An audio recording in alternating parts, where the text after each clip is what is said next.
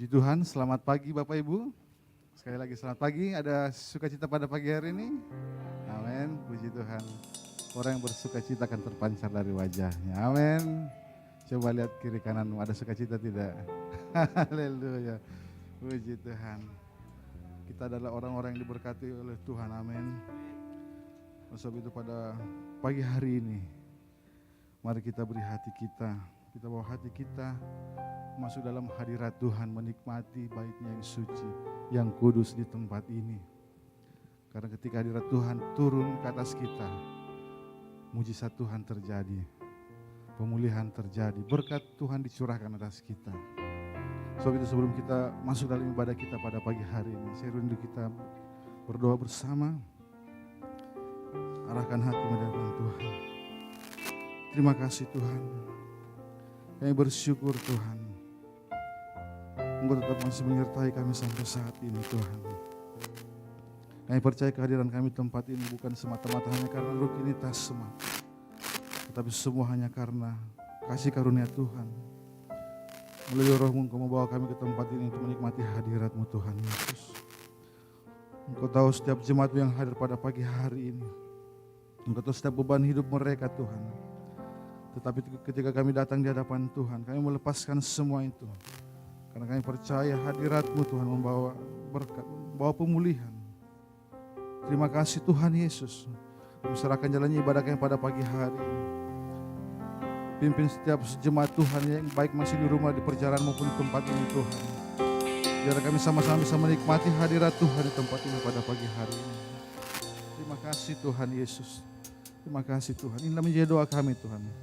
Yang kami serahkan ibadah kami pada dalam tangan Tuhan. Haleluya. Amin. Mari kita sembah Tuhan pada pagi hari ini.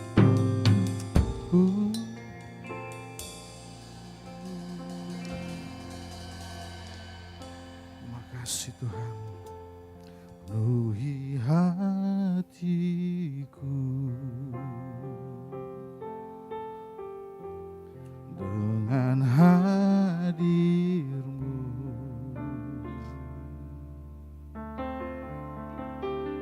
Ku rindu memandang wajah-Mu, oh Tuhan, di dalam kekudusan-Mu.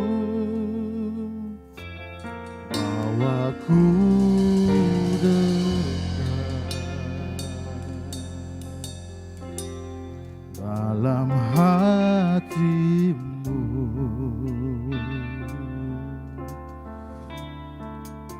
Ku rindu mendengar suara-Mu, oh Tuhan, tempat kudus-Mu sekarang. Ku rasakan kasih-Mu dan indahnya kekudusan-Mu, penuhi dengan kasih-Mu, diam di hadirat-Mu. Ku mengangkat tanganku dan ku bersyukur menyembah-Mu, penuhi dengan kasih-Mu, diam di hadirat-Mu.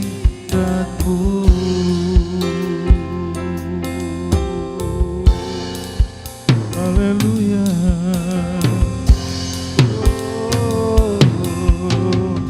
Mari jemaat Tuhan kita angkat pujian ini.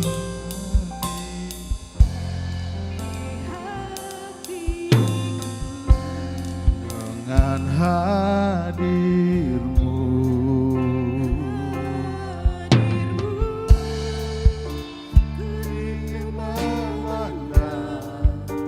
wajah-Mu, oh Tuhan, di tempat kekudusan-Mu. dekat ya Tuhan. Dekat dalam hatimu, dalam hatiku. Ku rindu mendengar Tuhan, ku rindu mendengar suaramu oh Tuhan, di tempat kudusmu sekarang. Ku mengangkat hatiku dan indahnya kekudusanmu, ku hidup kasih-Mu, diam di hadirat-Mu. Ku mengangkat tanganku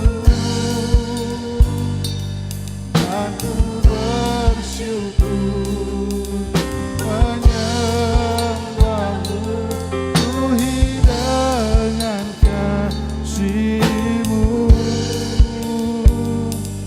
diam di hadirat-Mu.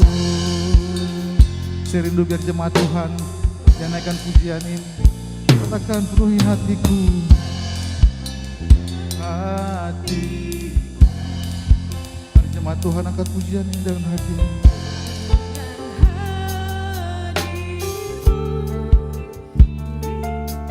Ku rindu Tuhan, Ku rindu memandang wajah-Mu oh Tuhan, di tempat kudus. bahwa ku dekat ya Bapa.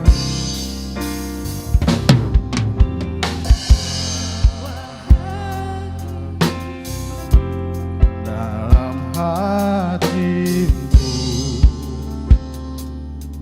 ku rindu mendengar Rindu mendengar suara-Mu oh Tuhan, di tempat kudus-Mu sekarang. mari sama-sama kita katakan, ku rasakan kasih-Mu, ku rasakan kasih-Mu, dari indahnya kekudusanmu, ku hidup dengan kasih-Mu, diam di hadirat-Mu. Ku mengangkat tanganku dan ku bersyukur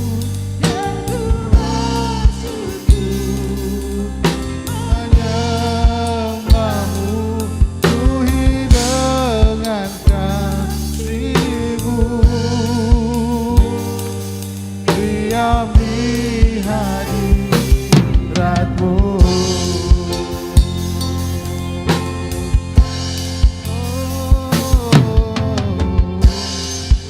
Terima kasih Tuhan.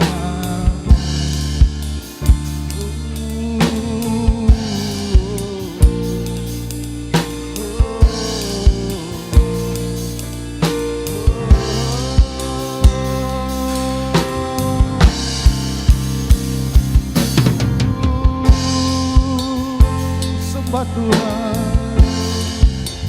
haleluya. Kami angkat hati di hadapan Tuhan.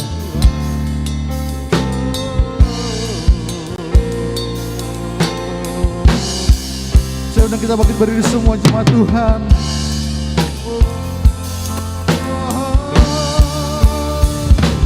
Ku rasakan kasih-Mu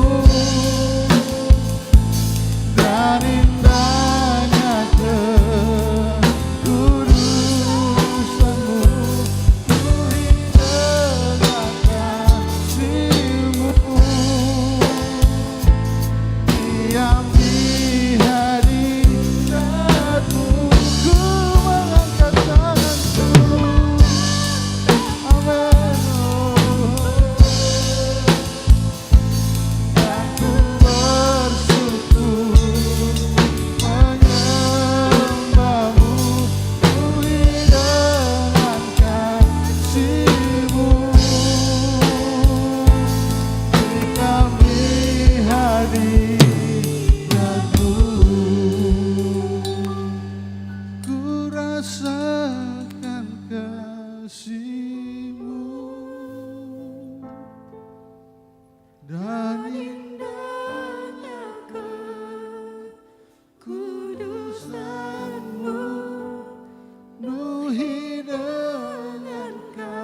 kasih-Mu diam di hadirat-Mu.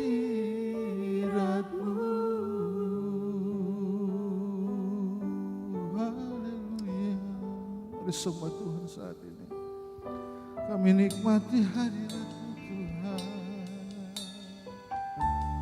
Haleluya.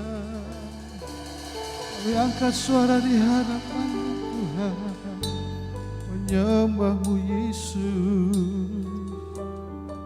Terima kasih Tuhan. Mari rasakan hadirat Tuhan saat ini. Rasakan kehadiran Tuhan di tempat ini. Terima kasih Yesus. Haleluya.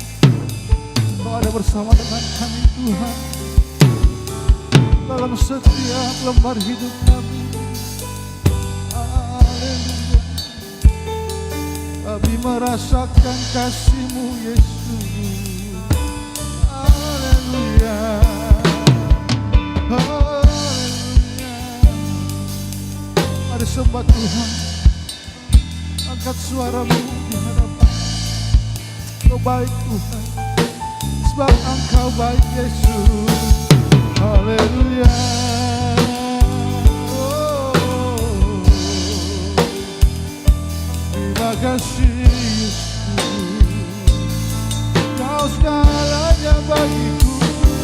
Oh,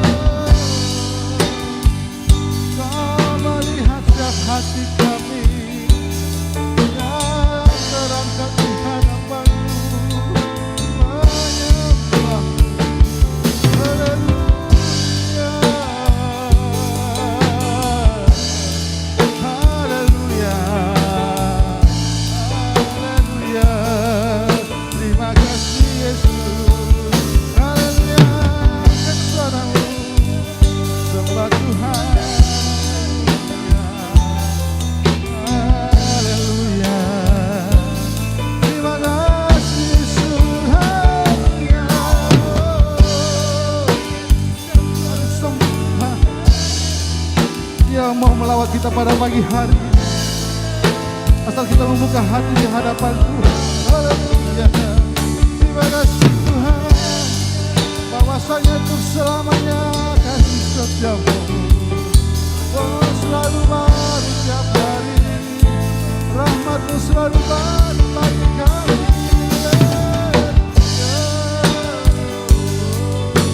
Haleluya. Jamah setiap hati kami Tuhan, lawat setiap hati kami Tuhan.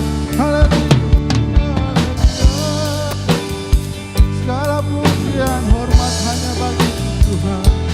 Terima kasih, terima kasih Tuhan. Haleluya. Rasakan hadirat-Nya tempat ini.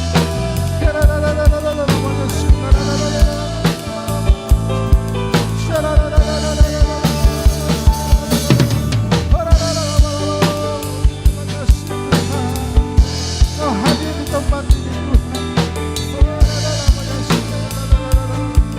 Jamah kami Tuhan.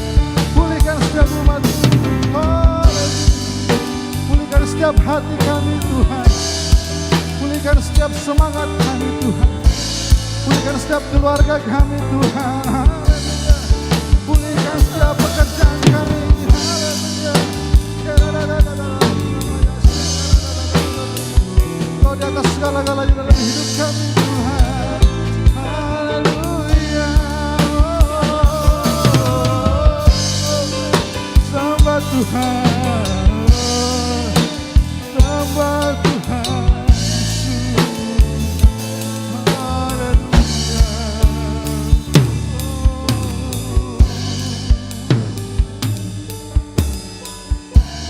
Pujilah kami Tuhan. Selidikilah setiap batin dan hati kami ya Yesus. Apakah kami setia di hadapan-Mu? Sebab kami mencintai Engkau Tuhan Yesus. Kami rindu hadirat-Mu Tuhan. Terima kasih Tuhan Yesus. Kasih Tuhan. Haleluya.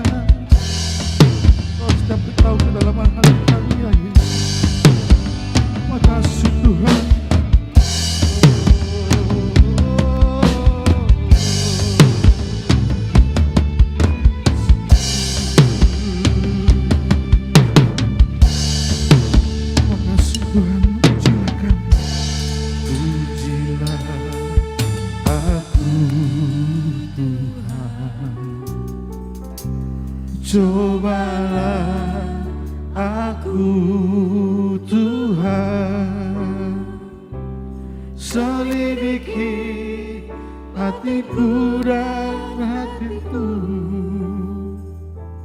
mataku tertuju padamu. Aku cinta padamu Tuhan, aku rindu hadiratmu Tuhan. Aku ingin selalu dekat padamu, menikmati kehadiranmu. Sama-sama kita angkat tangan di hadapan Tuhan dan kita katakan, ku nyanyi Hosana bagi Rajaku yang duduk di tahta. Aku muliakan dan kuagungkan, Kau layak disembah. Ku nyanyi Hosana, ku nyanyi Hosana bagi Rajaku yang duduk di tahta. Aku muliakan dan kuagungkan, Kau layak disembah. Mari sama-sama dengan kesungguhan hati kita katakan, ku nyanyi Hosana, nyanyi Hosana bagi Rajaku yang duduk di tahta. Aku muliakan dan kuagungkan, Kau layak disembah. Sekali lagi katakan, ku nyanyi Hosana, ku nyanyi Hosana bagi Rajaku yang duduk di tahta. Aku muliakan dan kuagungkan, Kau layak disembah. Kau layak Tuhan, Kau layak disembah. Kau layak disembah, Kau layak disembah.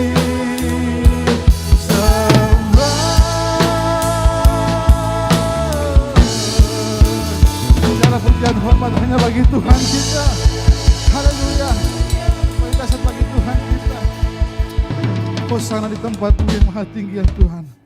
Sebab hanya Engkau yang layak kami sembah dan muliakan ya Bapa.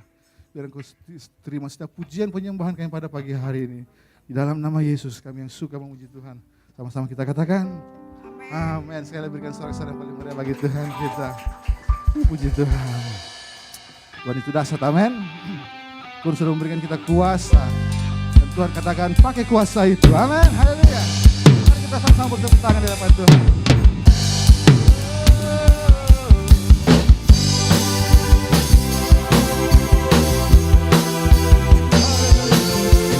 Telah diberi kuat, bukan setiap hari. Ku diberi kuasa, Raja mulia, menaklukkan musuh di bawah kaki. Ku pakai kuasa, Raja mulia, bila Allah ada bersamaku, siapakah dilawanku? Katakan, sungguh besar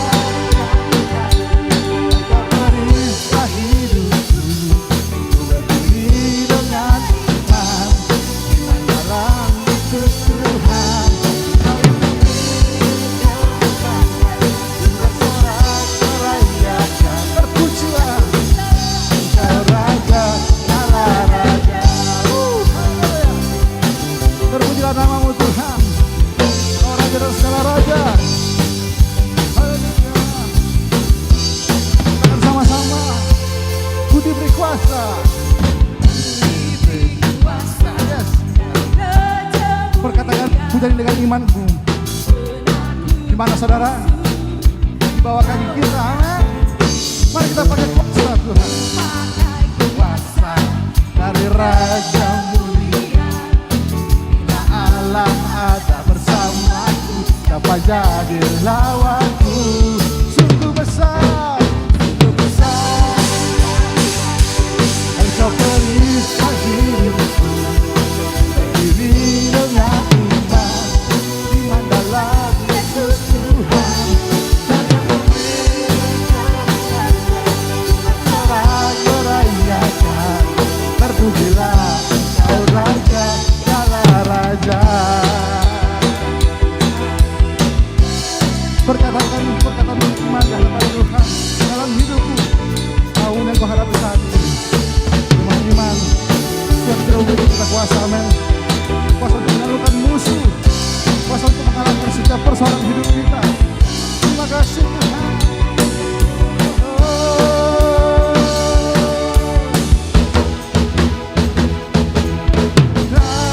Kau Tuhanku, Engkau perisai hidupku. Berdiri dengan iman, iman dalam siapa saudara? Amin.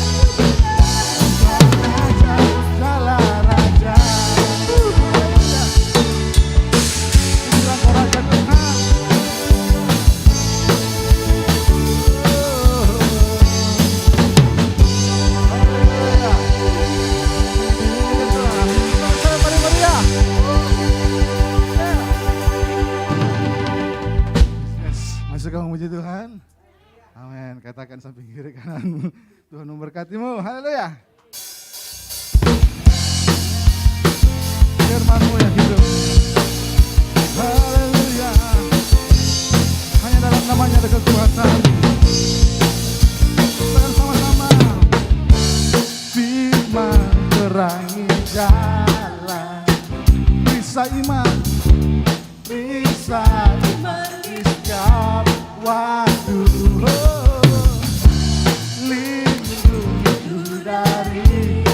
Katakan tak pernah ku ragu. Ku ragu, yes. Karena Dia bersama, setia menjaga dengan kuasa mulia. Hanya di dalam nama Yesus.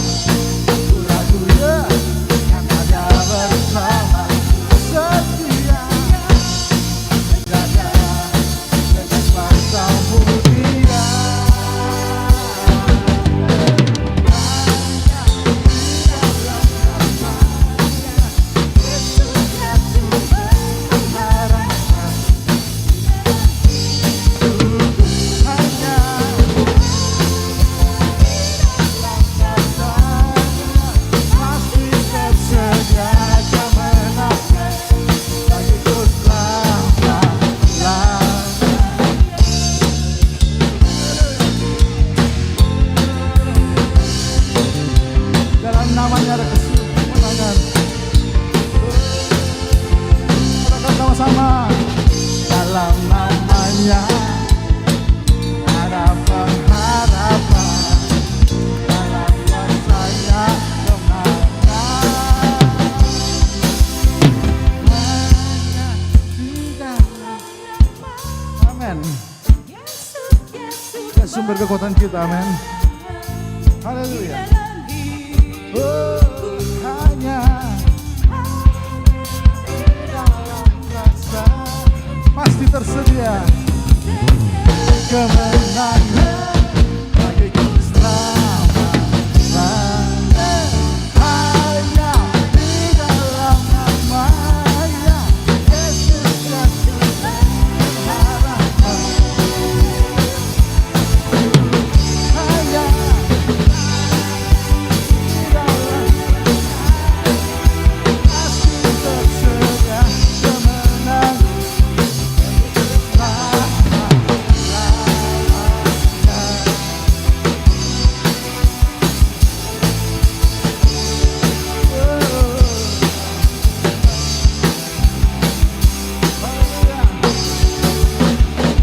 Dalam namanya ada pengharapan, dalam kuasanya kemenangan. Kalian katakan dalam namanya, dalam namanya ada pengharapan, dalam kuasanya kemenangan.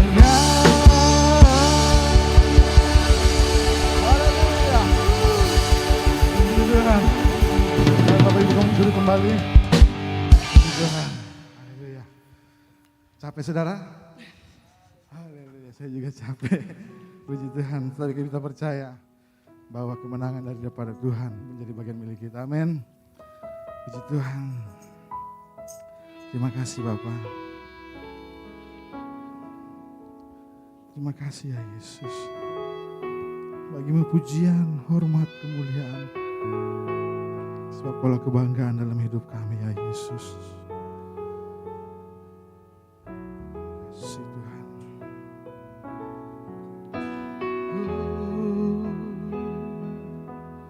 Yesus Tuhan. Kasih Tuhan.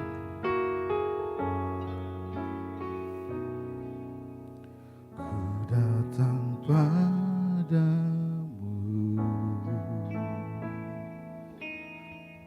membawa pujianku, hanya kekuatan hadiratmu sanggup menjaga hatiku.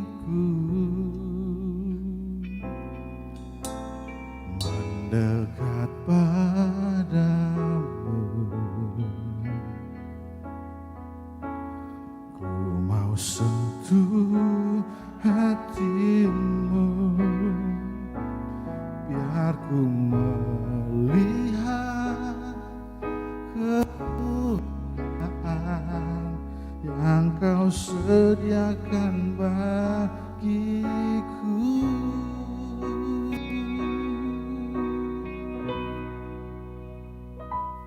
Bagimu pujian, hormat, kemuliaan, Kaulah kebanggaan di dalam hidupku. Saksimu bersinar, buktikan Kau bersajadah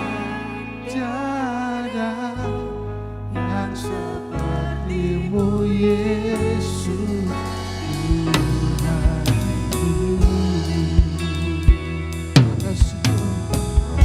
Sepertimu ya Yesus,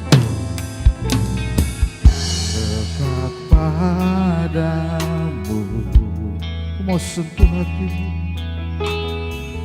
mau sentuh hatimu, biar ku melihat, biar ku melihat kemuliaan yang Kau sediakan bagiku.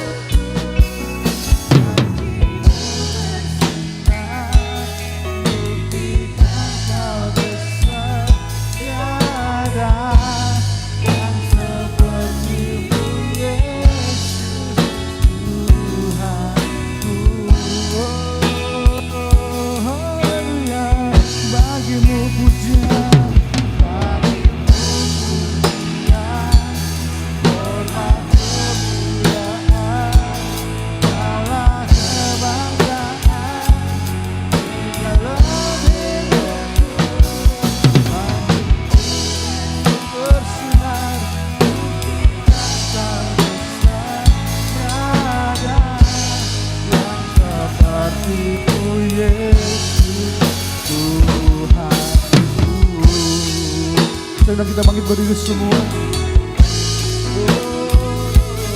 Anak sekolah minggu bisa naik ke depan dulu doakan.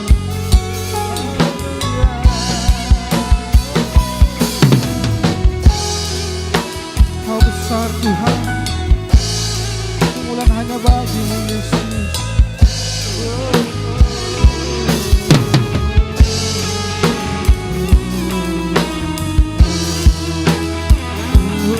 Bagimu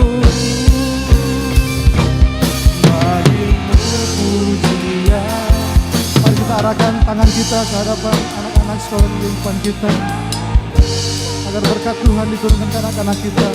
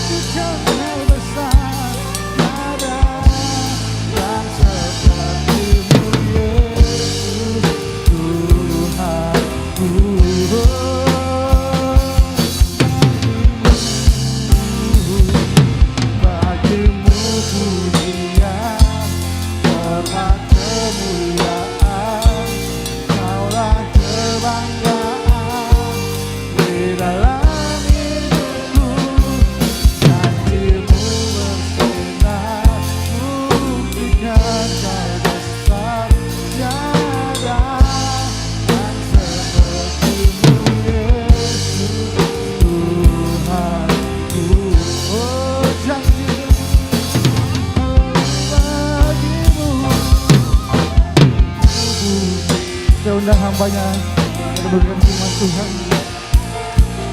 Kaulah kebanggaan di dalam hidupku, buktikan Kau besar, tiada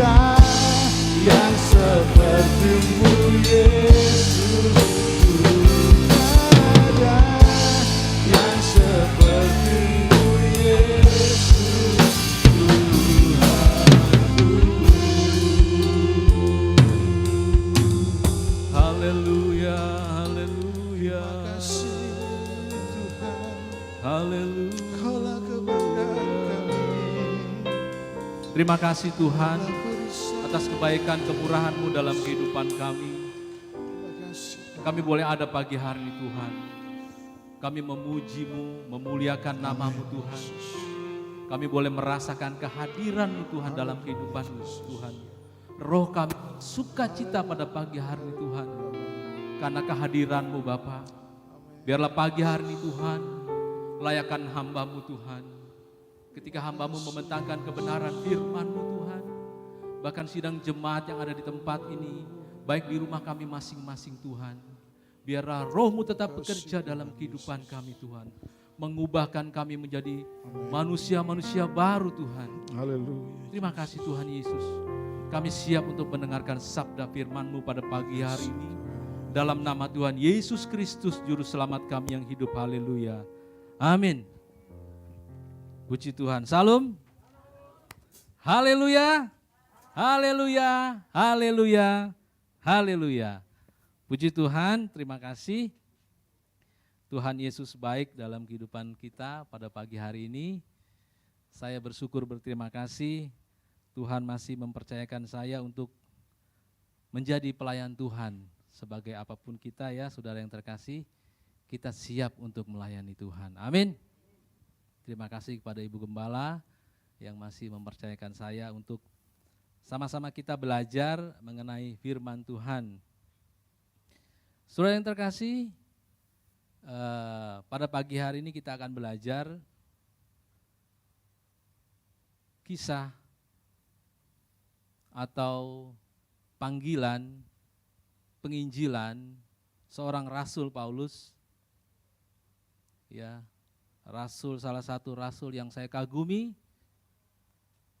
karena beliau rela meninggalkan kehidupan yang begitu mapan dalam kehidupan seorang manusia, ya, sebagai seorang yang diberkati Tuhan.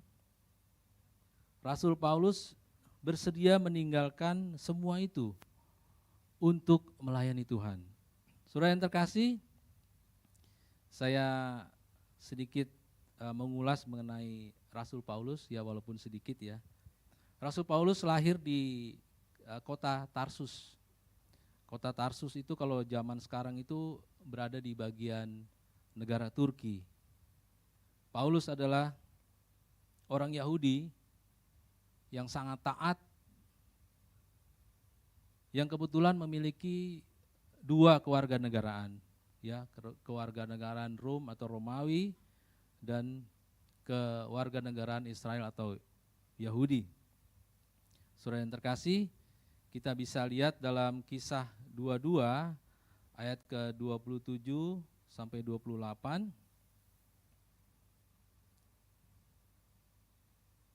Sebelum kita masuk ke dalam pembacaan ayat kita, ya. Saudara yang terkasih, Kisah 22 ayat 27 dan 28. Begini firman Tuhan. Jadi ketika Rasul Paulus ditangkap dan akan disiksa, kemudian kalau kita baca ayat yang ke-27, maka datanglah kepala pasukan itu kepada Paulus dan berkata, "Katakanlah, benarkah engkau warga negara Rom?" Jawab Paulus, "Benar." Lalu kata kepala pasukan itu, "Kewarganegaraan itu kubeli dengan harga yang mahal." Jawab Paulus, "Tetapi aku mempunyai hak itu karena kelahiranku." Jadi saudara yang terkasih, tidak mudah orang mendapatkan kewarganegaraan Rom karena memang suatu hal yang mahal, saudara, pada saat itu, ya. Tidak mudah bagi orang Yahudi mendapatkan kewarganegaraan yang spesial. Jadi ketika Rasul Paulus akan diadili, itu tidak serta-merta bisa diadili karena memang harus dibawa ke pengadilan. Beda seperti Stefanus, saudara yang terkasih. Ketika Stefanus memberitakan firman Tuhan kepada umat Tuhan di Yerusalem pada saat itu, Stefanus dianggap sebagai orang yang bidat, orang yang keluar dari keyakinan lama, menjadi pengikut Yesus. Makanya pada saat itu Stefanus dijatuhi hukuman rajam, hukuman jalanan pada saat itu. Dia dirajam sampai mati. Paulus tidak bisa, karena dia memiliki keistimewaan atau kewarganegaraan Rom atau Romawi pada saat itu. Jadi saudara yang terkasih, Paulus adalah orang yang cukup terpandang. Orang yang kaya menurut saya, ya, karena tidak mudah menjadi orang yang memiliki kewarganegaraan pada saat itu. Sebagian ahli sejarah berpendapat Paulus atau Saulus adalah orang yang sangat cerdas.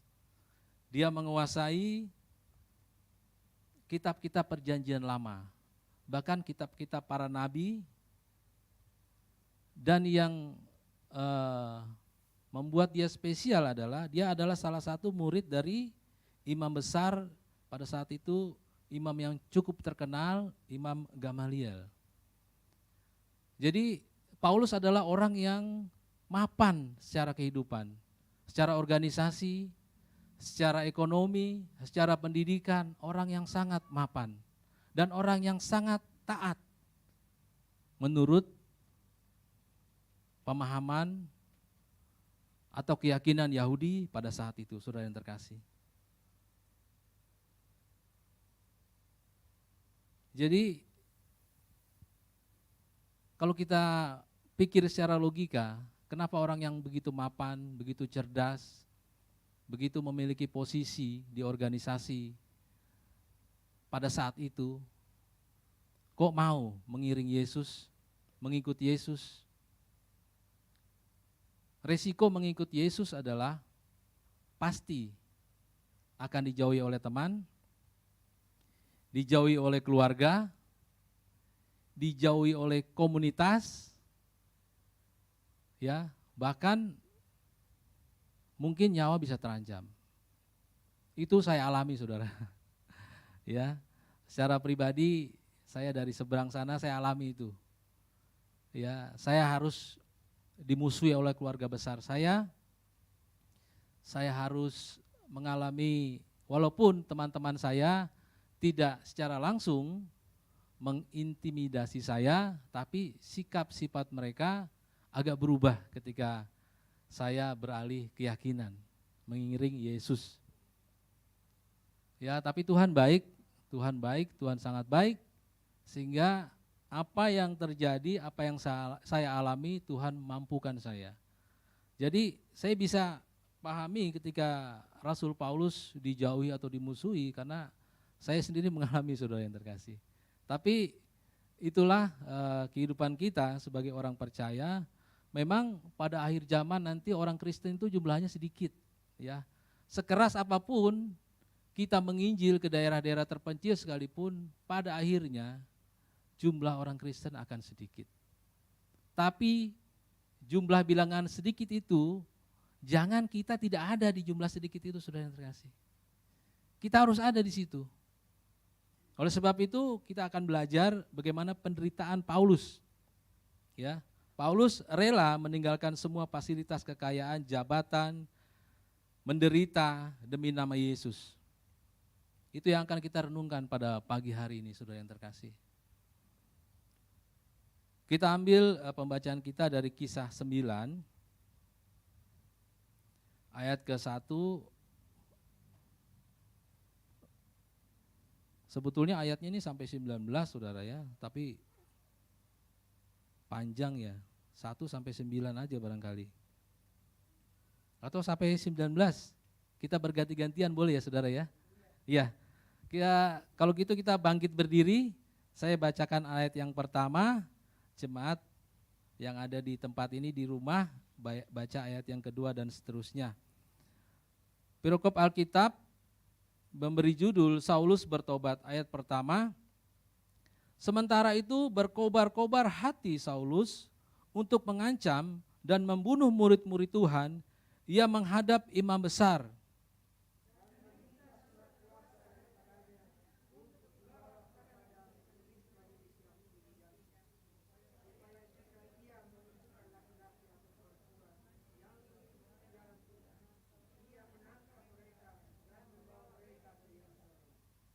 Dalam perjalanannya ke Damsyik, ketika ia sudah dekat kota itu, tiba-tiba cahaya memancar dari langit mengelilingi dia.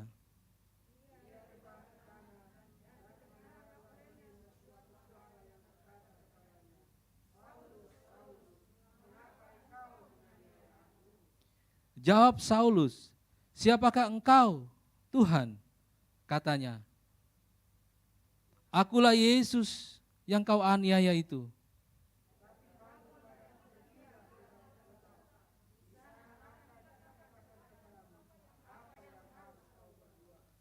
Maka termangu-mangulah teman-temannya seperjalanan, karena mereka memang mendengar suara itu, tapi tidak melihat seorang pun juga.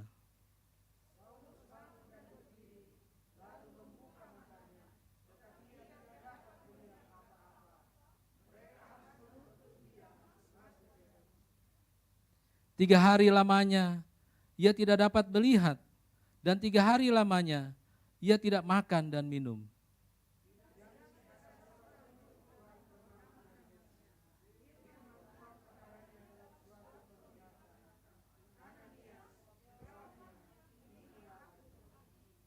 Firman Tuhan, "Mari, pergilah ke jalan yang bernama Jalan Lurus, dan carilah rumah Yudas, seorang dari Tarsus yang bernama Saulus.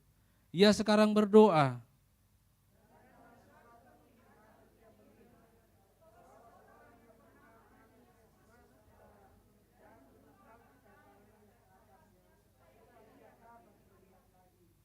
Jawab Ananias, Tuhan, dari banyak orang telah kudengar tentang orang itu, tapi banyaknya kejahatan yang dilakukannya terhadap orang-orang kudus-Mu di Yerusalem.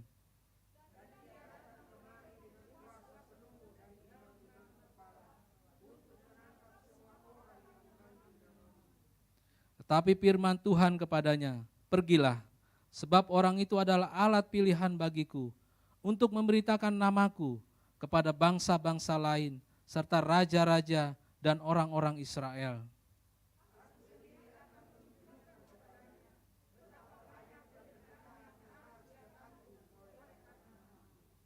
Lalu pergilah Ananias ke situ dan masuk ke rumah itu. Ia menumpangkan tangannya ke atas Saulus, katanya, Saulus, saudaraku, Tuhan Yesus yang telah menampakkan diri kepadamu di jalan yang engkau lalui, telah menyuruh aku kepadamu, supaya engkau dapat melihat lagi dan penuh dengan Roh Kudus.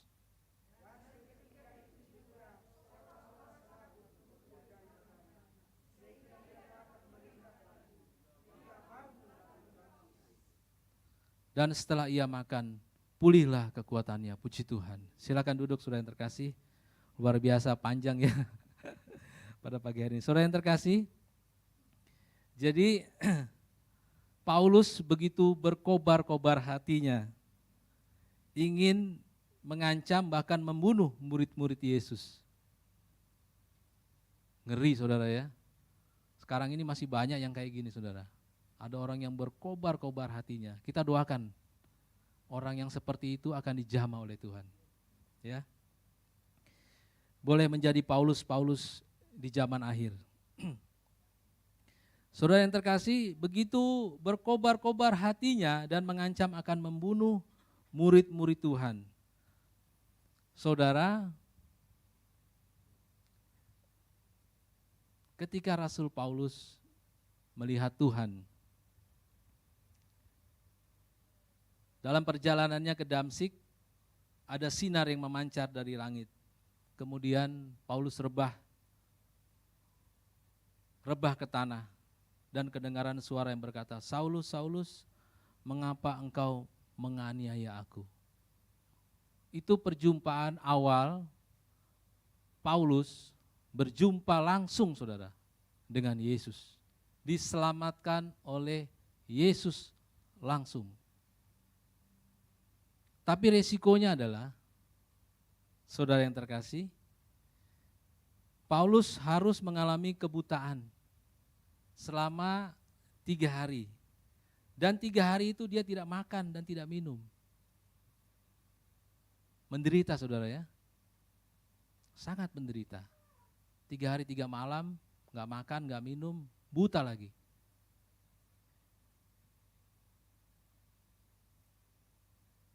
Saudara dan saya masih bersyukur ya, berterima kasih kepada Tuhan Yesus. Ketika kita diselamatkan oleh Yesus, kita tidak mengalami kebutaan. Kita tidak mengalami kelaparan selama 3 hari. Ya, tapi Rasul Paulus dia mengalami sesuatu yang sangat-sangat tidak mengenakan saudara. Orang yang tadinya memiliki kuasa, memiliki power, tiba-tiba dijatuhkan, direbahkan ke tanah, artinya direndahkan oleh Tuhan. Kemudian dia harus menderita selama 3 hari. Kelaparan, buta lagi. Saya dan saudara masih bersyukur ya, tidak mengalami hal seperti ini. Bahkan Rasul Paulus kalau kita baca sejarahnya, ketika dia menginjil, dia mengalami penderitaan demi penderitaan.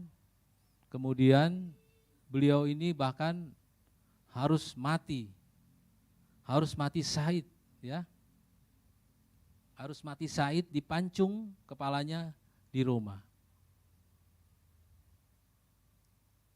Orang yang hidupnya begitu mapan, rela mati demi nama Yesus. Yang menjadi pertanyaan, kenapa hal ini terjadi saudara?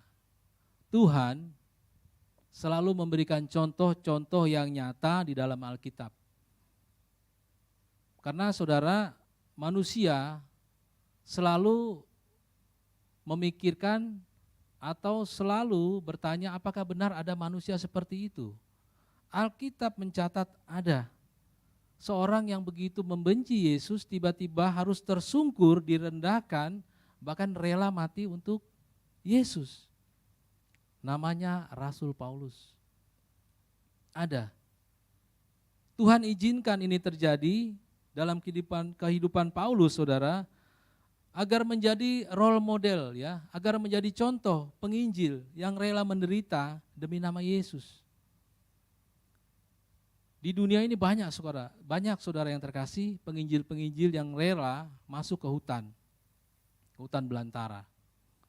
Termasuk yang di Indonesia ini adalah salah satu buah dari penginjilan orang Belanda yang ke Indonesia. Dia masuk ke Bali ya dulu ya. Membuang diri, menginjil. Kalau orang zaman dulu saudara menginjil itu dia tidak pakai tim. Ya, kalau sekarang kan penginjilan ada timnya kan, seberondong-berondong itu kan, berapa tim. Kalau zaman-zaman dulu kayaknya enggak. 2 atau 3 orang, mereka dengan pakaian yang seadanya mereka menginjil. Demi nama Yesus. Ada saudara orang-orang yang seperti itu. Alkitab mencatat agar kita bisa melihat, oh ternyata ada ya orang yang rela mati demi Yesus, meninggalkan kemapanan, meninggalkan hidupnya yang begitu mewah pada saat itu, enak, dijamin demi nama Yesus. Ada. Ya, Tuhan memilih Paulus sebagai role model, seorang penginjil yang rela mati demi nama Yesus. Kisah 9 ayat yang ke-6, ayat yang ke-16, di sini Tuhan memang sudah katakan, aku sendiri akan menunjukkan kepadanya betapa banyak penderitaan yang harus ia tanggung oleh karena namaku. Memang Tuhan sudah pilih saudara. Makanya kalau kita sudah dipilih Tuhan untuk pekerjaan Tuhan, jangan coba-coba lari, jangan coba-coba menghindar saudara. Ya, jangan sampai nanti ya, ini bukannya mendoakan, jangan sampai mata kita buta. Ya, dibutakan oleh Tuhan. Bukan juga mata fisik, tapi mata rohani kita dibutakan oleh Tuhan. Karena kita coba menghindar dari panggilan Tuhan. Tuhan katakan, aku sendiri akan menunjukkan kepadanya, kepada Paulus, betapa banyak penderitaan yang harus ia tanggung demi namaku. Memang sudah Tuhan pilih orang ini untuk menderita. Mengabarkan Injil. Kepada siapa saudara? Rasul Paulus dikhususkan oleh Tuhan mengabarkan Injil kepada orang di luar Israel, ya, kepada bangsa-bangsa lain, kepada raja-raja, bahkan kepada orang Israel yang ada di luar Yerusalem. Ya, karena banyak orang Israel yang merantau ke daerah Asia Tengah, seperti contohnya kota Tarsus. Ya, saudara yang terkasih. Coba kita buka 2 Korintus 11 ayat yang ke-25 sampai 26.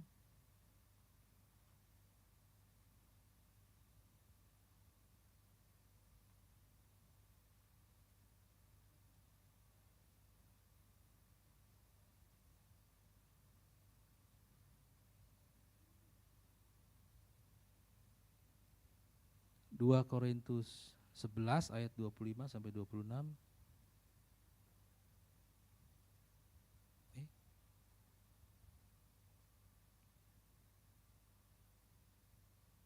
Ada, oh ya.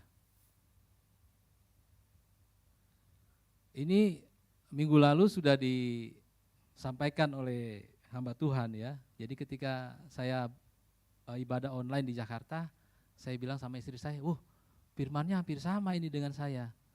Tapi ya sudahlah, saya bergeser sedikit ya. Ini sempat dibacakan oleh hamba Tuhan minggu lalu. Ayat ke-25, 3 kali aku didera, Satu kali aku dilempari dengan batu, 3 kali mengalami kapal karam, sehari semalam aku terkatung-katung di tengah laut.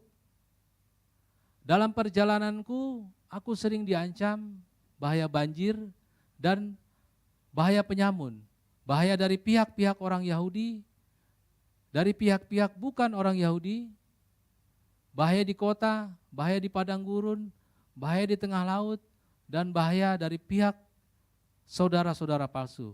Wah, luar biasa saudara ya.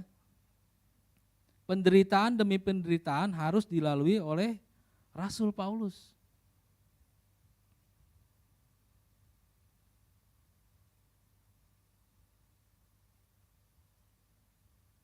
Saya sebagai manusia mungkin tidak akan tahan ya mengalami penderitaan seperti Rasul Paulus ini saudara ya.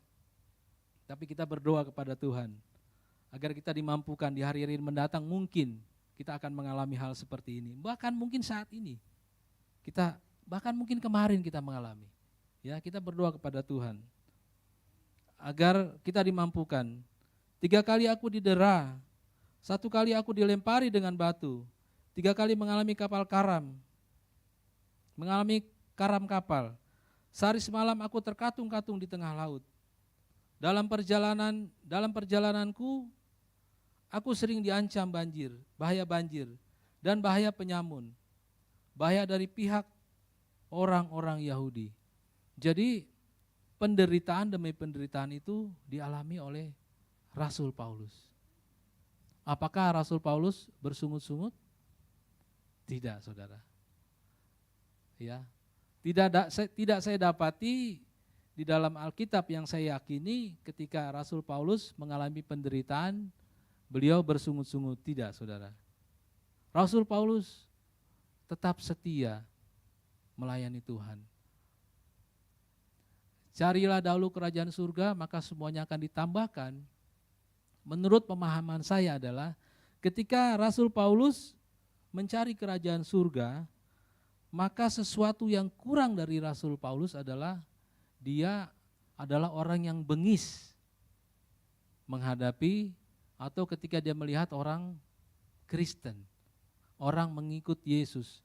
Yang ditambahkan dari Rasul Paulus adalah dia memiliki belas kasihan kepada orang Kristen, kepada pengikut Yesus. Itulah yang dimaksud dalam Alkitab, semuanya akan ditambahkan, ada yang kurang. Pada saat Rasul Paulus belum mengalami keselamatan, dia tidak memiliki belas kasihan kepada orang percaya. Tetapi ketika dia percaya, ketika dia mengikut Yesus, ditambahkanlah kasih karunia itu kepadanya. Dia memiliki belas kasihan yang lebih, saudara yang terkasih, kepada orang percaya. Kita boleh lihat dari 2 Korintus 12, ya, saudara yang terkasih, memang penderitaan demi penderitaan itu dialami oleh Rasul Paulus. 2 Korintus 12 ayat yang ke-8 sampai 10.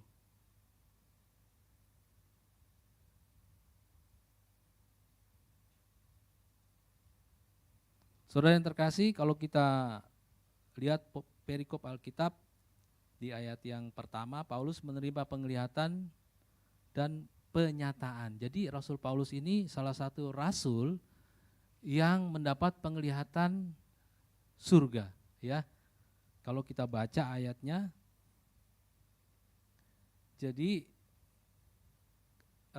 sebetulnya apa yang diceritakan oleh Paulus dalam ayat ke-12, ini beliau sendiri, ya.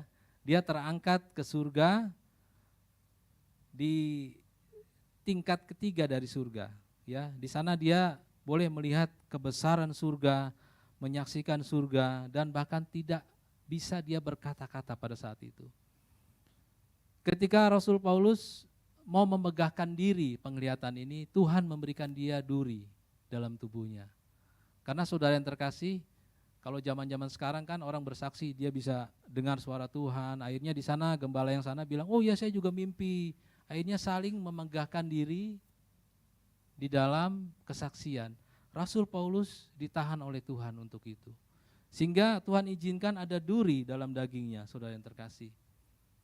Sudah 3 kali Rasul Paulus berdoa agar duri ini dicabut, saudara. Ya, tapi Tuhan tidak izinkan. Ya, tentang hal itu, tentang duri, ya, tentang duri, aku sudah 3 kali berseru kepada Tuhan supaya utusan iblis itu, duri itu, mundur daripadaku. Tapi jawab Tuhan kepadaku, cukuplah kasih karuniaku kepadamu, sebab dalam kelemahanlah kuasaku menjadi sempurna. Sebab itu terlebih suka, ya, Rasul Paulus terlebih suka bermegah atas kelemahanku, atas kelemahannya, supaya kuasa Kristus turun menaungi aku.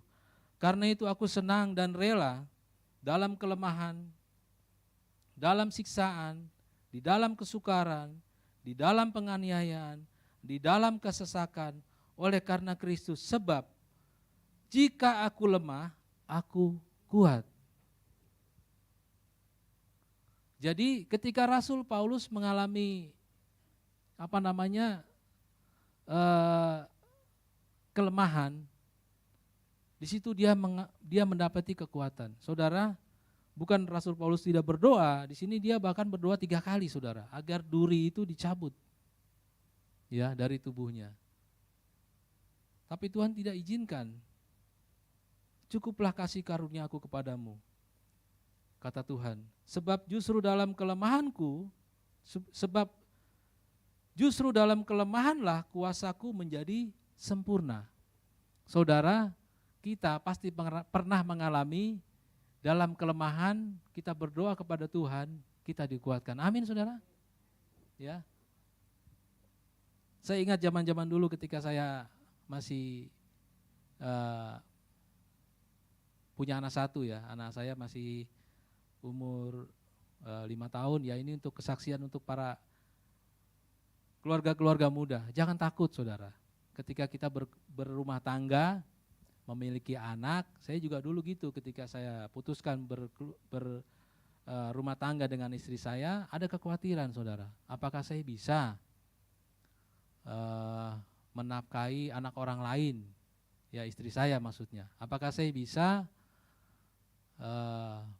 memberi makan anak saya? Itu ada dalam pikiran saya, saudara. Dan memang betul ketika kami berkeluarga, berumah tangga, kami hidup dalam kesulitan, saudara. Kesulitan demi kesulitan yang luar biasa, ya. Walaupun tidak seperti Rasul Paulus, ya. Tapi untuk ukuran saya pada saat itu berat, saudara, ya. Setiap bulan saya harus pertengahan bulan itu masa-masa kritis, ya. Waktu anak saya masih 5 tahun itu, masih ngontrak. Jadi tiap bulan saya harus menggadaikan cincin kawin saya, saudara. Tiap bulan. Dulu penggadaian yang di BTP ini belum ada, masih ada di perumahan budidaya dulu, ya. Jadi tiap bulan saya gadaikan untuk kami sambung hidup sampai akhir bulan. Gajian kami tebus lagi. Berapa kali, saudara, ya, sudah berapa kali akhirnya petugas penggadaiannya bilang gini, saudara, Pak, daripada Bapak repot setiap ngajuin pinjaman, ngisi forum, gimana kalau Bapak saya jadikan member. Jadi akhirnya saya jadi member, saudara. Jadi member penggadaian. Jadi tiap bulan saya hanya kasih kartu, karena objeknya sama itu aja, cincin kawin. Jadi sudah ditahu, oh angkanya sekian. Ya, karena istri saya nggak mau dia ke penggadaian, dia malu sama orang gereja katanya. Wah, nanti kelihatan orang gereja malu. Akhirnya saya harus dengan segala kemaluan yang ada, menahan malu maksudnya, saudara. Saya tiap bulan ke penggadaian. Ya, kami bergumul, saudara. Dalam kelemahan itu kami bergumul. Kami coba untuk setia beribadah kepada Tuhan. Memang di dalam kesesakan, di dalam kesulitan, ya inilah kalau kita orang Kristen, ya, saudara, ketika kita ada masalah, pasti kita lari kepada Tuhan. Ya, makanya Rasul Paulus bilang di situ, kalau dia lemah, dia jadi kuat karena semakin dekat kepada Tuhan. Beda dengan orang dunia. Orang dunia kalau dia susah, dia lari ke tempat-tempat yang ya kalau bisa kita enggak usah dengar itu ya, karena kalau orang luar itu dia orang di luar kita, kalau dia susah larinya ya mungkin ke dukun ya, mungkin ke ya seperti itulah. Saudara yang terkasih, akhirnya Tuhan jawab setiap pergumulan saya, dan saya yakin juga ya di sini mungkin ada keluarga-keluarga muda, jangan takut saudara. Ya jangan takut, minta kepada Tuhan. Ya, memang ada suatu saat ketika anak saya yang pertama mau melahirkan, tidak lahir normal saudara ya, sudah hampir 1 minggu istri saya di rumah sakit, tidak keluar-keluar itu baby. Jadi akhirnya diputuskan operasi sesar. Pada saat itu operasi sesar mahal saudara. Zaman-zaman tahun 2000-an itu sekitar 7-8 juta. Saya nggak punya uang saudara, terus terang. Saya ke rumah sakit itu membawa istri saya, itu nggak ada uang. Saya berharap kantor itu mengcover atau membiayai kelahiran anak saya. Tapi pada saat itu kebijakan perusahaan tidak boleh operasi sesar dibiayai oleh perusahaan. Karena dulu katanya menurut mereka di Jakarta itu operasi sesar tuh operasi yang seperti diada-adakan begitu. Ya, orang bisa normal kok harus sesar. Padahal dokternya bilang tidak bisa normal, harus sesar. Akhirnya kantor tidak biayai, tidak cover, saya tidak punya uang, saya tidak mungkin membawa istri saya, anak saya ditahan oleh rumah sakit, akhirnya saya pinjam kepada mertua. Hubungan saya dengan mertua pada saat itu, wah ini didengar online nih, mungkin dia dengar ini, aduh maaf Bapak. Jadi pinjamlah kepada mertua, kepada Bapak mertua. Bapak mertua ini dulu sama saya nggak cocok saudara. Ketika saya bawa anaknya ini saya bawa kawin, keluarga sana juga nggak setuju, keluarga saya nggak setuju. Jadi kami ini saudara, aduh kodong. Dihantam kiri kanan sudah, sana dihantam sini dihantam. Anak mau melahirkan. Saya bilang istri saya, kamu berani pinjam sama bapakmu? Nanti saya telepon. Dikasih. Cuma dikasih note, cepat kembalikan. Aduh. Begitu dikasih 2 cepat kembalikan, saya bilang, waduh ini enggak boleh saudara ya. Akhirnya ya saya dengan sesegeranya berusaha mencari pinjaman, mencari uang itu saya kembalikan kepada Bapak mertua. Semenjak saat itu saya tidak mau pinjam-pinjam lagi kepada orang, kepada penggadai, enggak mau. Saya pinjam kepada Tuhan aja dah. Saya bilang, Tuhan saya enggak punya uang, tolong kasih uang. Tuhan saya enggak punya susu untuk anak saya, tolong kasih Tuhan. Ya, saya enggak punya ini, enggak punya itu, enggak punya ini, enggak punya itu, tolong kasih Tuhan. Tuhan kasih saudara, Tuhan kasih kok. Ya, makanya di dalam kesesakan itu kita bawa kesesakan kita bawa masalah kita kepada Tuhan. Biar Tuhan nanti yang berperkara dengan masalah kita. Bukan artinya kita bawa masalah kita ini, kita menyerah, tidak saudara. Kita bawa kepada Tuhan, kita sama-sama dengan Tuhan. Tuhan tolong tunjukkan jalannya, kita berdoa, berusaha. Tuhan pasti tunjukkan jalannya. Saya alami saudara, makanya saya boleh bersaksi. Ya, kalau saya tidak alami saya tidak berani bersaksi saudara. Saya alami itu dan saya boleh bersaksi. Dan saya menurut ukuran saya berhasil. Ya, berhasil. Saya boleh lagi diterima oleh bapak mertua saya, keluarga besar istri saya. Kemarin saya menghadiri acara pernikahan keponakan saya, puji Tuhan, keluarga saya sudah mulai cair, kami boleh foto-foto bersama, kami boleh ngobrol, bersenda gurau, walaupun istri saya kelihatannya masih kurang diterima oleh ada beberapa kakak saya, tapi saya diterima saudara, kami ngobrol. Ya, saya bilang sama mereka, kita sudah tua, apa yang kita mau cari? Ya, saya bilang kamu saudara saya. Ya, saya terus terang sudah bergumul juga dengan keluarga saya ini agar mereka juga dapat kesempatan untuk diselamatkan oleh Tuhan. Saudara yang terkasih, memang tidak mudah ketika kita harus melepaskan kehidupan yang nyaman, mengiring Yesus. Ya, ada hal-hal yang tidak enak pasti terjadi. Sama seperti Rasul Paulus, bayangkan Rasul Paulus ini kalau dia doakan orang sembuh, tapi dia berdoa untuk dirinya sendiri, Tuhan tidak kasih saudara. 3 kali dia berdoa agar dicabut duri ini. Tuhan bilang cukuplah kasih karuniaku kepadamu. Jadi memang betul-betul Rasul Paulus adalah role model ya bagi para hamba-hamba Tuhan, para penginjil yang memang hatinya itu tergerak dipilih Tuhan untuk melayani Tuhan. Jangan cari keuntungan. Jangan cari materi dalam melayani Tuhan. Materi jasmani, jangan saudara. Kalau memang kita sudah ditunjuk, dipilih oleh Tuhan, ya sudah fokus saja, ya. Fokus saja di situ.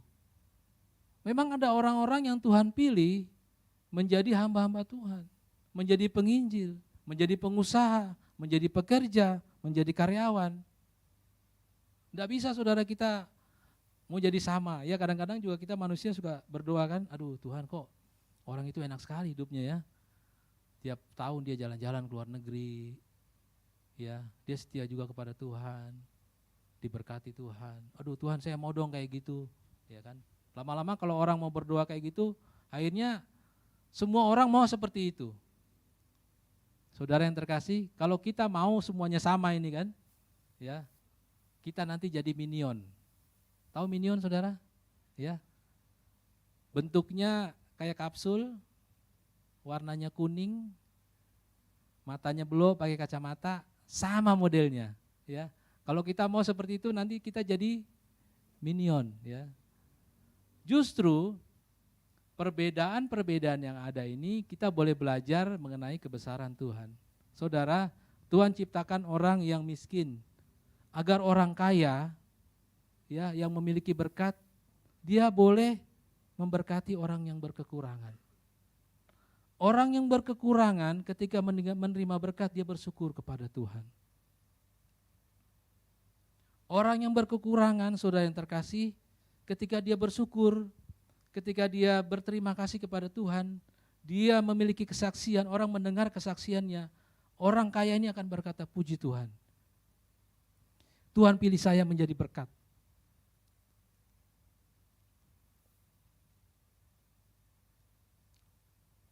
Amin saudara. Jadi perbedaan itu membuat kita melihat kebesaran Tuhan. Saudara yang terkasih. Makanya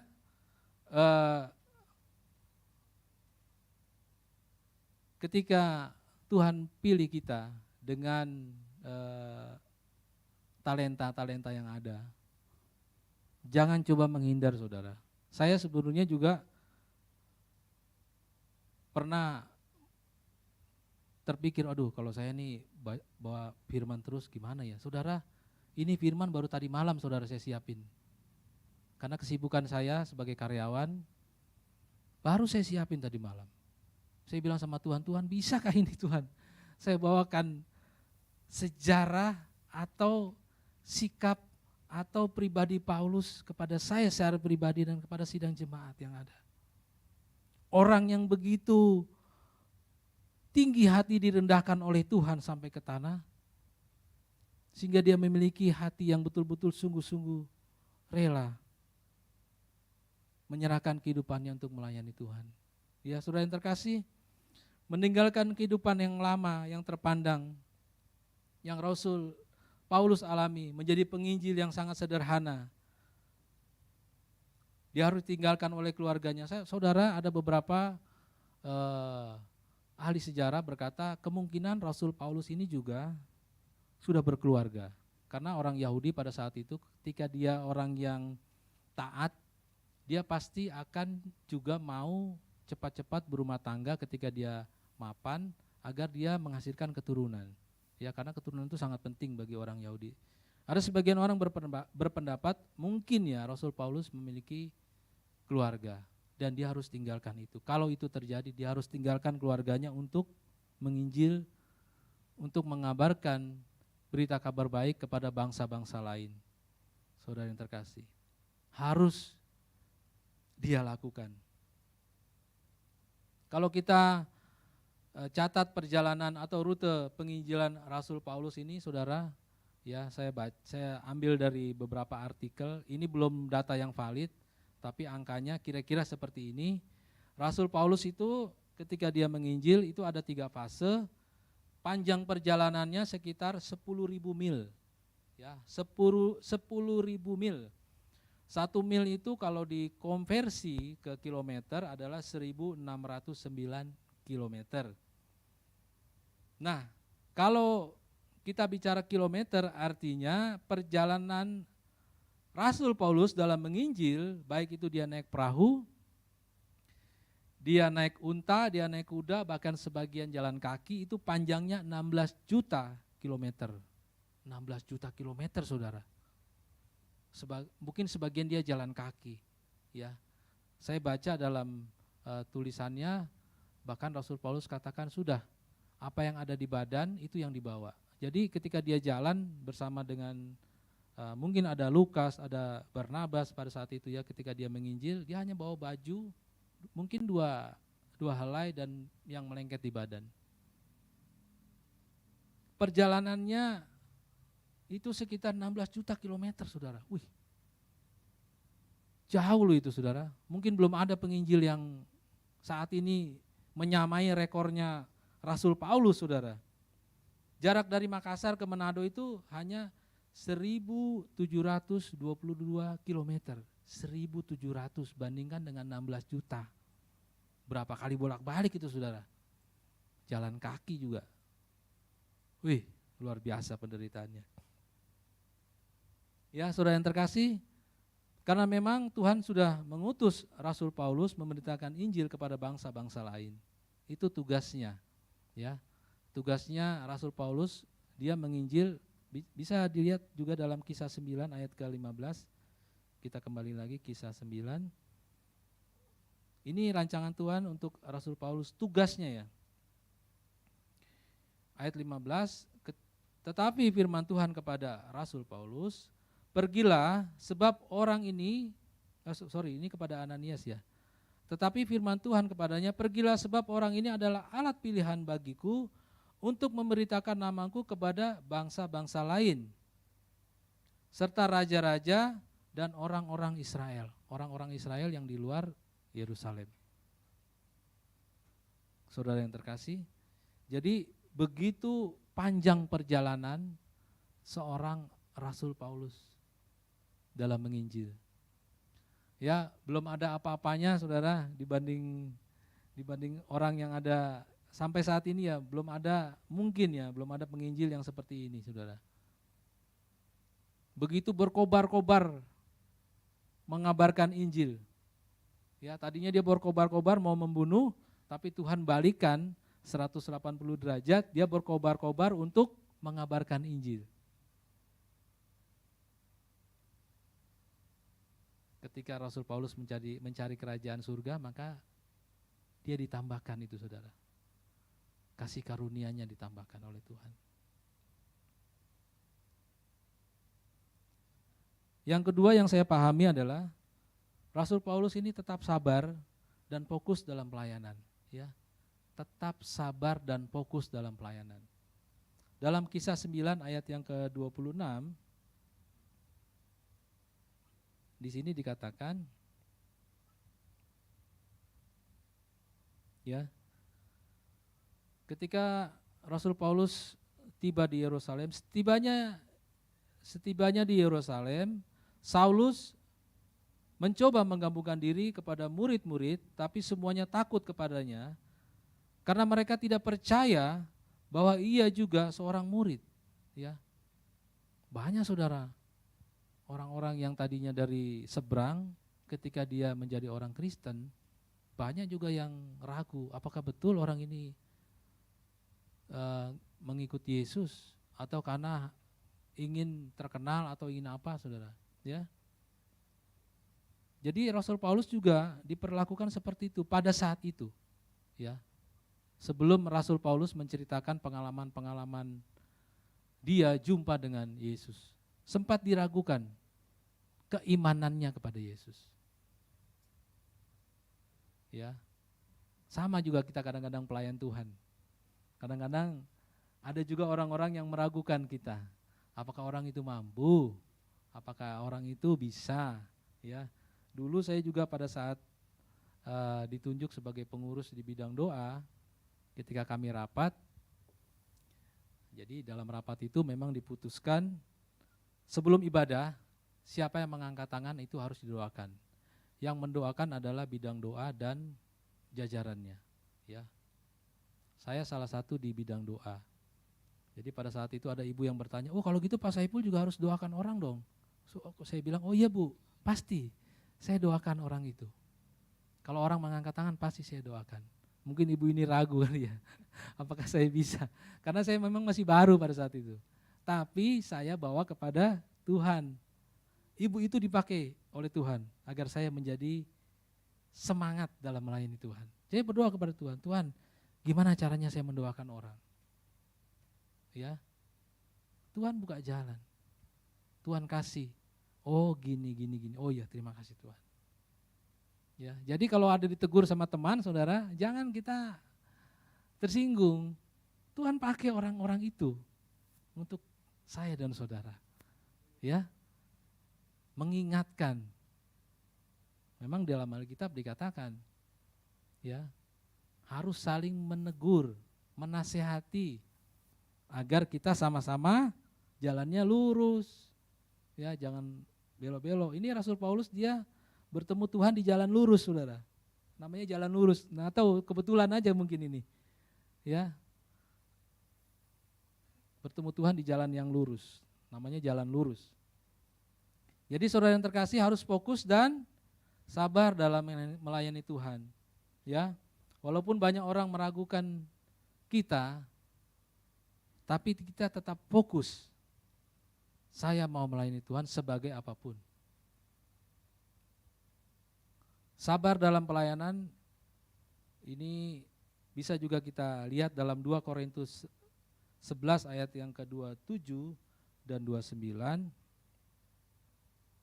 Saudara yang terkasih,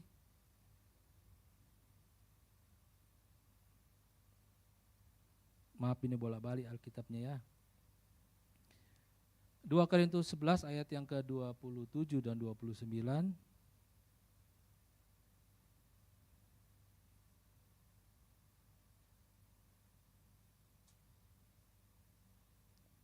Saya bacakan untuk saudara.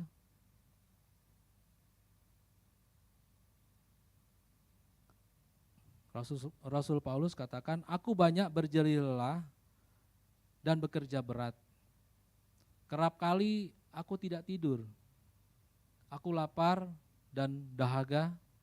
Kerap kali aku berpuasa, kedinginan dan tanpa pakaian. Dan dengan tidak menyebut banyak hal lain lagi, urusanku sehari-hari yaitu untuk memelihara semua jemaat-jemaat. Jika ada orang merasa lebih, jika ada orang merasa lemah, tidakkah aku turut merasa lemah? Jika ada orang tersandung, tidakkah hatiku hancur oleh sukacita? Oleh duka cita, maaf. Saudara yang terkasih, Rasul Paulus katakan jika ada orang merasa lemah, tidakkah aku turut merasa lemah? Artinya kalau ada jemaat yang susah, dia merasa susah banget saudara. Ketika ada jemaat yang berduka, dia lebih berduka saudara. Rasul Paulus melakukan 1 mil. Ya, 1 mil itu artinya dia lebih lagi menderita ketika melihat jemaatnya susah. Sabar ya saudara, dia tetap fokus melayani jemaat yang ada. Saudara yang terkasih, ayat ke-30, jika aku harus bermegah, maka aku akan bermegah atas kelemahanku. Allah yaitu Bapa dari Yesus Tuhan kita, yang terpuji sampai selama-lamanya, tahu bahwa aku tidak berdusta. Saudara yang terkasih, apa yang Rasul Paulus katakan ini adalah sungguh-sungguh terjadi dalam kehidupannya. Ya, dia tidak berdusta, saudara. Rasul Paulus tidak memusingkan dirinya sendiri. Ya, dia sudah serahkan kehidupannya memang untuk Tuhan. Dia serahkan kehidupannya untuk melayani Tuhan. Inilah seorang hamba Tuhan atau seorang penginjil yang patut kita teladani, saudara. Totalitas melayani Tuhan. Tidak takut hidup susah. Karena beliau percaya, Rasul Paulus percaya, Tuhan pasti akan sanggup memampukan, ya, memberikan jalan keluar, ya, memberikan dia kekuatan, saudara. Jadi kita yang hadir pada pagi hari ini jangan takut, saudara. Jangan pernah gentar menghadapi kehidupan ini, saudara. Jangan sampai iblis mengintimidasi kita lewat masalah kita, lewat kelemahan kita. Ya. Kadang-kadang, saudara, kita suka diintimidasi oleh iblis lewat pikiran kita. Orang tidak ngomong A, tapi kita bilang pasti dia ngomong A. Padahal tidak, saudara. Itu intimidasi, itu kelemahan. Makanya kelemahan itu kita bawa kepada Tuhan. Supaya Tuhan mampukan kita, saudara yang terkasih. Saudara yang terkasih, yang sudah diberkati pada pagi hari ini, mungkin itu saja firman Tuhan. Ya, saya tidak panjangkan. Saya undang pemain musik untuk sama-sama kita menaikkan pujian. Jadi saudara yang terkasih, kembali lagi, salah satu kekuatan Rasul Paulus ketika dia mengiringi Tuhan, memang dia sungguh-sungguh dipilih oleh Tuhan. Ya, dijadikan role model, dijadikan contoh penginjil, ya, yang rela bahkan mati demi nama Yesus. Yang kedua, tetap sabar, ya saudara, dalam kesesakan, dalam kelemahan, dan tetap fokus dalam melayani Tuhan. Karena saudara yang terkasih, pasti Tuhan akan memampukan kita. Kita angkat pujian, melayani, mengasihi, puji Tuhan.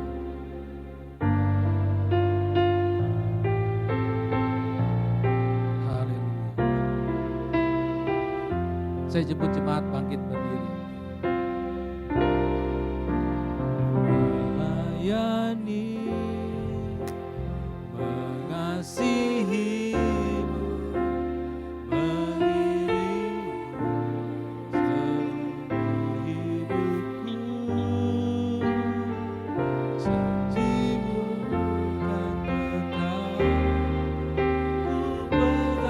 teguh, sampai ku dapat mahkota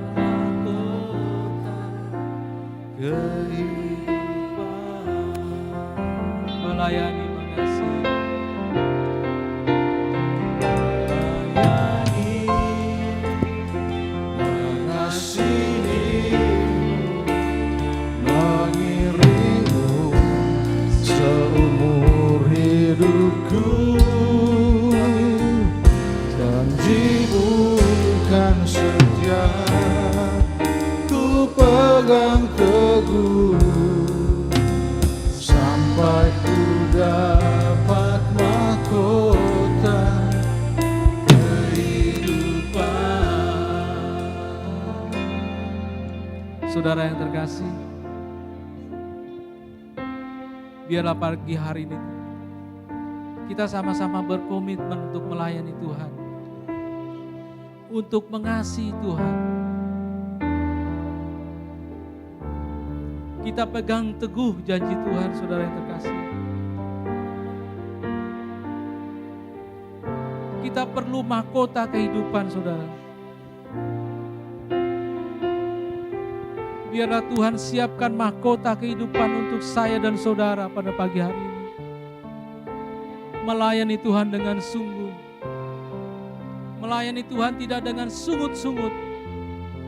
Melayani Tuhan tidak dengan kepentingan-kepentingan duniawi, saudara. Mari saudara yang terkasih, biarlah pujian ini menjadi doa untuk saya dan saudara. Melayani Tuhan, mengasihi Tuhan. Haleluya.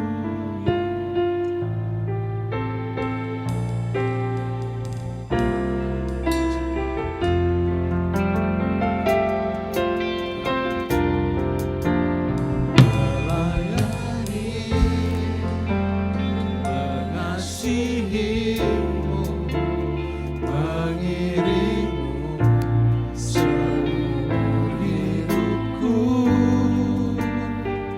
Janjimu kan tetap ku pegang teguh sampai ku dapat mahkota kehidupan.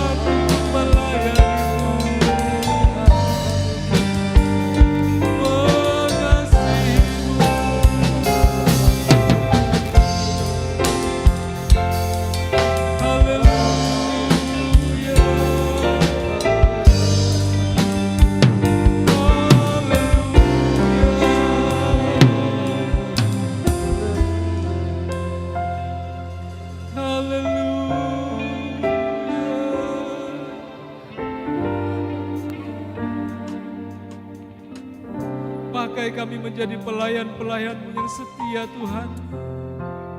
Menjadi pelayan-pelayan-Mu yang tangguh Tuhan. Menjadi pelayan-pelayan-Mu yang tidak cengeng Tuhan. Menjadi pelayan-pelayan-Mu yang kuat Tuhan.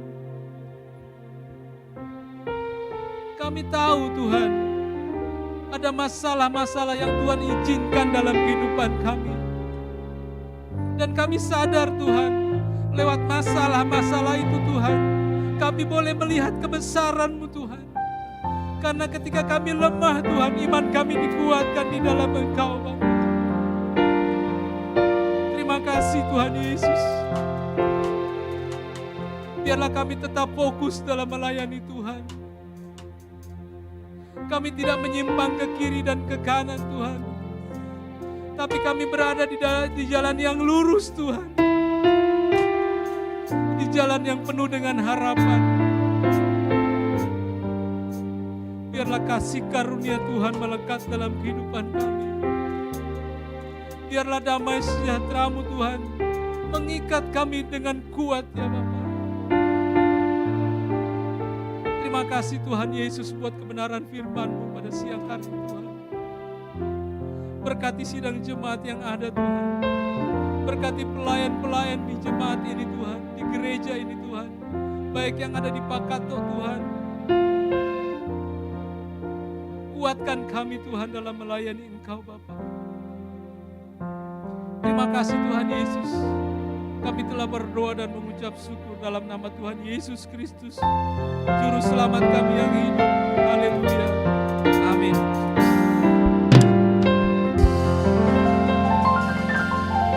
Puji Tuhan, kita telah diberkati oleh kebenaran firman Tuhan. Dari kebenaran firman Tuhan akan menghidupi kehidupan kita, dalam hidup kita. Saat ini kita akan memberi persembahan buat pekerjaan Tuhan di tempat ini. Sebelum kita memberi persembahan, kita akan mengangkat pujian bagi Tuhan.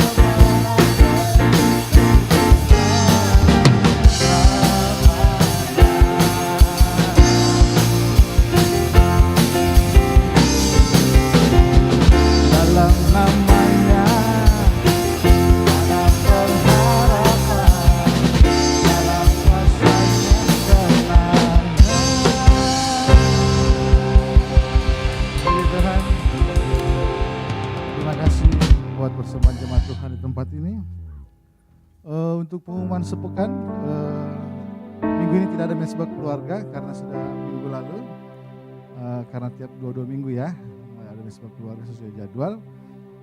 Dan hari Jumat ada youth di tempat ini mulai jam 7 malam, dan hari Sabtu ada doa puasa di tempat ini juga dimulai jam 3 sore. Jadi tentu minggu depan kita akan kembali ke tempat ini beribadah jam 9 dan jam 7 pagi di jemaat di Pakato. Puji Tuhan, demikian pengumuman. Dan untuk jemaat yang baru pertama hadir bisa bangkit berdiri. Ada yang baru pertama hadir pada pagi hari ini. Puji Tuhan, semua adalah jemaat-jemaat yang setia ya. Haleluya. Puji Tuhan. Baiklah, kalau tidak ada pengumuman tambahan, kita akan bangkit berdiri, kita akan mengakhiri ibadah kita pada pagi hari ini.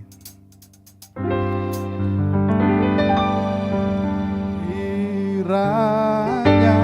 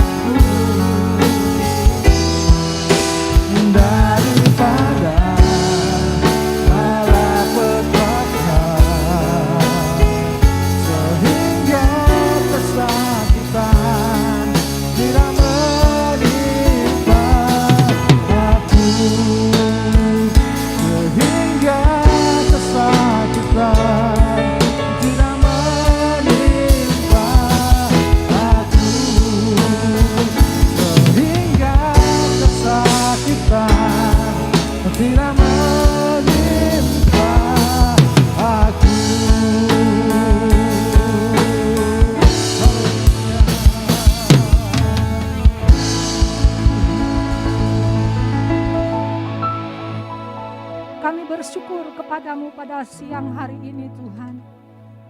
Kami boleh menikmati Engkau di tengah-tengah persekutuan kami. Tuhan sudah menyatakan isi hati-Mu. Tuhan sudah menasehati, menegur kami melalui kebenaran firman-Mu. Terpujilah Tuhan, kekal untuk selama-lamanya. Pada siang hari ini Tuhan, kami berdoa kepada Tuhan buat bangsa kami Indonesia. Dari Sabang sampai Merauke, dari Pulau Rote sampai Pulau Miangas. Khususnya berdoa buat kota kami Makassar, seluruh Sulawesi Selatan. Tuhan, Engkau yang melindungi negeri kami. Dari segala bencana, dari segala malapetaka, khususnya buat wabah virus corona Tuhan. Kami mohon belas kasihan Tuhan. Kami mohon rahmat-Mu bagi bangsa kami. Biarlah negeri kami tetap terpelihara di dalam anugerah Tuhan. Sehingga kami umat-umat-Mu tetap bebas untuk beribadah kepada Tuhan. Hamba-hamba-Mu tetap bebas untuk memberitakan Injil kebenaran-Mu di negeri ini. Supaya setiap lutut bertelut menyembah kepada Tuhan. Dan setiap lidah mengaku bahwa hanya Engkau Yesus Kristus Tuhan, Juru Selamat bagi bangsa kami, bagi negeri kami Indonesia. Berkati pemerintah kami Tuhan, mulai dari Bapak Presiden Jokowi, Bapak Wakil Presiden Ma'ruf Amin, bahkan semua jajarannya sampai ke desa-desa terpencil sekalipun. Rahmati mereka dengan hikmat Tuhan. Rahmati pemimpin-pemimpin bangsa kami dengan petunjuk-petunjuk dari Tuhan. Beri mereka kekuatan, kemampuan untuk menjalankan roda pemerintahan di negeri ini. Supaya setiap keputusan, setiap kebijakan yang diambil oleh pemimpin-pemimpin kami, semuanya untuk kepentingan bangsa kami, untuk kemakmuran negeri kami Indonesia. Sehingga negeri ini menjadi negeri yang takut dan menghormati akan Tuhan. Terima kasih Bapa di sorga. Kami juga berdoa kepadamu buat pemimpin-pemimpin rohani, pemimpin-pemimpin gerejamu yang ada di seluruh Indonesia. Khususnya Tuhan yang ada di GBI, baik itu yang ada di pusat maupun di daerah-daerah. Karuniakanlah pemimpin-pemimpin rohani kami hati yang bijaksana, hati yang takut akan Tuhan, sehingga mereka boleh menjalankan tugas pengabdian mereka bukan untuk kepentingan pribadi, bukan untuk kepentingan golongan mereka masing-masing, tapi mereka boleh menjalankan tugas pengabdian mereka di dalam Tuhan dengan untuk kepentingan Tuhan, sehingga namamu dimasyurkan di tengah-tengah bangsa kami. Semakin banyak orang yang percaya kepada Tuhan bahwa Engkau Yesus Kristus Tuhan, Juru Selamat bagi negeri ini. Terima kasih banyak Bapa di sorga. Kami juga berdoa buat seluruh jemaat GBI Ekumene, baik yang ada di tempat ini, baik yang ada di Pakato, baik yang ada di Moncongloe. Tuhan berkati, ikat kami semua dengan tali kasih-Mu Tuhan. Biarlah kami bersama-sama, sehati, sepikir, bergandengan tangan, mengiring Tuhan dan melayani Tuhan sesuai dengan talenta yang Tuhan sudah taruh di dalam hidup kami. Terima kasih banyak Bapa. Berdoa juga buat Tuhan setiap pelayan-Mu yang ada di GBI Ekumene. Tuhan tolong kami semua. Biarlah kami bersama-sama melayani Engkau dengan penuh Tuhan hati yang rindu, hati yang senantiasa memuliakan nama Tuhan. Pakai hidup kami Tuhan, menjadi alat yang diberkati Tuhan, menjadi teladan bagi semua orang, di mana orang lain boleh melihat pribadi-Mu melalui kehidupan kami, dan mereka boleh memuliakan akan nama Tuhan. Berkati juga lingkungan yang ada di sekitar gereja ini. Berkati Tuhan, selamatkan Tuhan. Biarlah nama-Mu dipermuliakan di tengah-tengah kehidupan kami. Terpujilah nama Tuhan yang telah mengajar kami berdoa. Bapa kami yang ada di sorga, dikuduskanlah nama-Mu. Datanglah kerajaan-Mu. Jadilah kehendak-Mu di bumi seperti di sorga. Berikanlah kami pada hari ini makanan kami yang sehari-hari. Glory bagi-Mu, salah kepada kami, dan janganlah membawa kami ke dalam pencobaan, tetapi lepaskanlah kami daripada yang jahat. Kerajaan Dan kuasa dan kemuliaan sampai selama-lamanya. Haleluya, haleluya. Turunlah atas kita sekalian berkat sukacita, berkat damai sejahtera, berkat kekuatan untuk menjalani hari-hari hidup kami. Di dalam nama Bapa, Putra dan Roh Kudus kami telah berdoa. Haleluya, haleluya. Bersama-sama kita katakan amin. Tuhan Yesus memberkati. Selamat hari Minggu, selamat kita menikmati berkat Tuhan. Haleluya.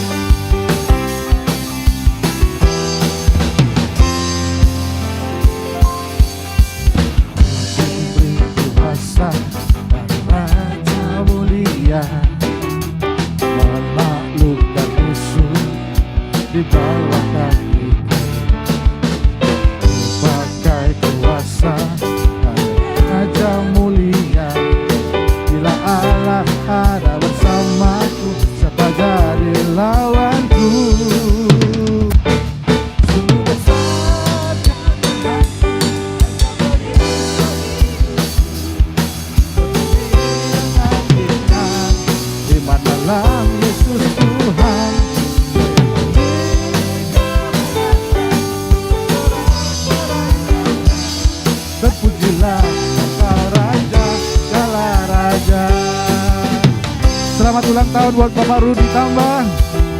Semakin panjang umur, semakin sukses, bertambah-tambah rezekinya. Haleluya. Ku diberi kuasa.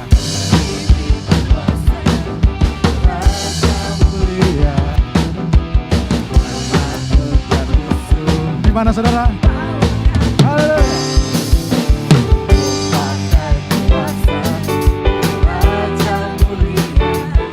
Bila Allah ada bersamaku terjadi. Bila Allah ada, bila Allah ada bersamaku, siapa jadi lawanku?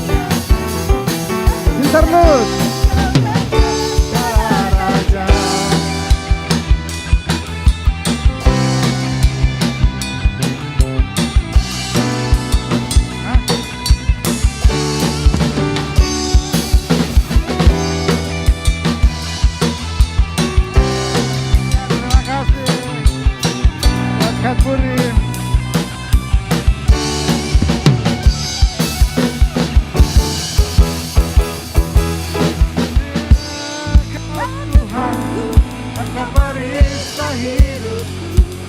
Coba diri dengan iman dalam Yesus Tuhan.